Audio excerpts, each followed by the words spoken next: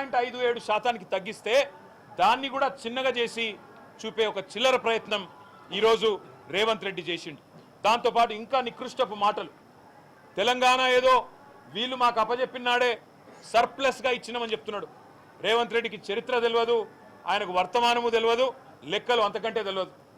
తెలంగాణ ఆంధ్రాతో కలిసినాడే 1956లోనే సర్ప్లస్ స్టేట్. తెలంగాణ 1968లో కూడా సర్ప్లస్ స్టేట్. తెలంగాణ ఉద్యమం మొదటిసారి ప్రారంభమైనప్పుడు 2001లో కూడా రెండవ దశ ఉద్యమం ప్రారంభమైనప్పుడు అప్పుడు కూడా సర్ప్లస్ స్టేటే. 2014లో తెలంగాణ వచ్చినాడు కూడా సర్ప్లస్ స్టేటే. కొత్తగా నీ కాంగ్రెస్ పార్టీ పీకిందేమి లేదు, ఇచ్చిందేమి లేదు, మీ ప్రభుత్వాలు ఏదో ఊడబడిచింది కూడా ఏమీ లేదు. ఇంకా సిగ్గుమాలిన మాట, ఒక సంవత్సరంలో మేమేదో 20,000 కోట్లు ఇచ్చినామన్నాడు. ఆ 20,000 కోట్లు కూడా రుణమాఫీకి ఇయ్యలే. కేవలం ఇచ్చింది లెక్క కడితే 12,000 కోట్లు దాటదు. కానీ అదే మా ప్రభుత్వం గత 10 సంవత్సరాలుగా ఒకవైపు 28,000 కోట్ల రుణమాఫీ 2 దఫాలుగా, మరొక వైపు 73,000 కోట్ల రైతు బంధు, రెండు కలిపితే డైరెక్ట్గా రైతుల ఖాతాల్లో పడ్డ పైసలు లెక్క పెడితే 1,00,000 కోట్లు దాటింది. 10 ఏళ్లలో 1,00,000 కోట్లు దాటింది. ఇవాళ రైతు బంధు భారతదేశానికి ఆదర్శమైంది. PM కిసాన్గా పేరు మారింది. కాలియా ఒడిస్సాలో, కృషి బంధు బెంగాల్లో, ఇంకా చాలా రాష్ట్రాల్లో. మేము ఇవాళ ప్రభుత్వాన్ని ఒకటే అడుగుతున్నాం, రాష్ట్ర రైతాంగానికి కూడా విజ్ఞప్తి చేస్తున్నాం. వీళ్ళు ఈ సబ్ కమిటీ వేసిందే టైంపాస్. సబ్ కమిటీ వేసిందే రైతు బంధు ఎగ్గొట్టేందుకు, రైతు భరోసాలో కోత పెట్టేందుకు. నేను అడిగిన ఇయ్యాల ఉద్యోగస్తులకు నేను ఇయ్యా రైతు బంధు అని ఎలక్షన్ ముందెందుకు చెప్పలే? ఉద్యోగస్తులు వాళ్ళ తల్లిదండ్రి వ్యవసాయదారులు అయితే ఆ ఉద్యోగస్తుడు వ్యవసాయ కుటుంబం నుంచి వస్తే సాయంత్రం పూట ఉద్యోగం అయిన తర్వాత పోయి వ్యవసాయం చేయడా? మరి ఆయనకు భూమితో ఉన్న కనెక్షన్ ఎందుకు కట్ చేస్తున్నావు? ఆయనను రైతుకు ఎందుకు గుర్తిస్తలేవు అని అడిగినా సమాధానం చెప్పలేదు.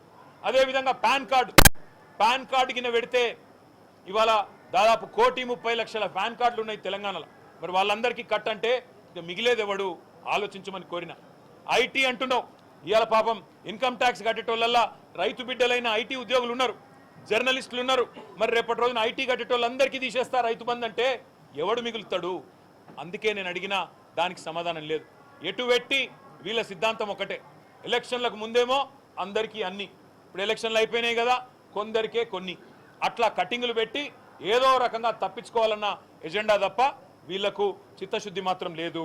ఇవాళ మేము అడిగినాం, ఆత్మహత్యల విషయంలో తప్పుడు మాటలు చెప్పినారు. అదేవిధంగా మన వానాకాలం రైతు బంధు ఎగ్గొట్టిండ్రు. ఎంత సిగ్గుమాలిన ప్రభుత్వం అంటే 700 కోట్లు బోనస్ ఇచ్చినామంటుండ్రు.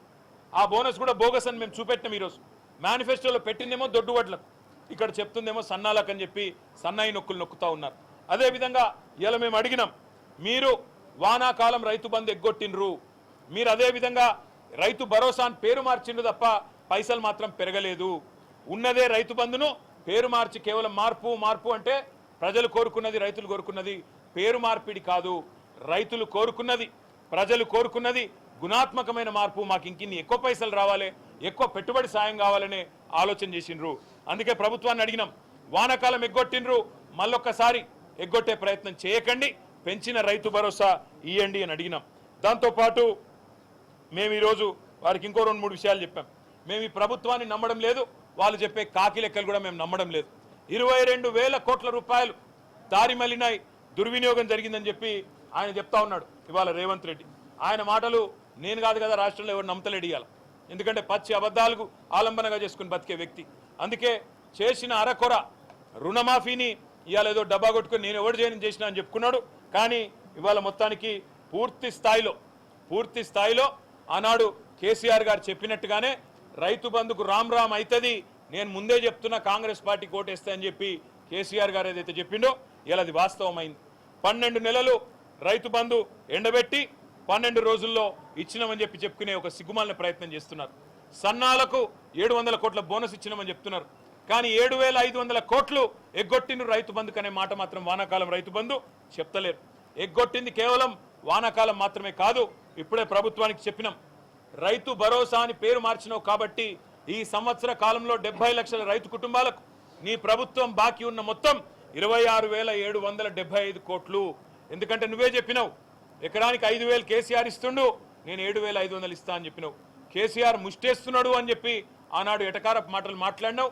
అందుకే ఇవాళ అడుగుతా ఉన్నాం, నీ ప్రభుత్వం రాష్ట్రంలోని రైతులందరికీ కేవలం రైతు భరోసా విషయంలోనే 26,775 కోట్లు బాకీ ఉన్నారు.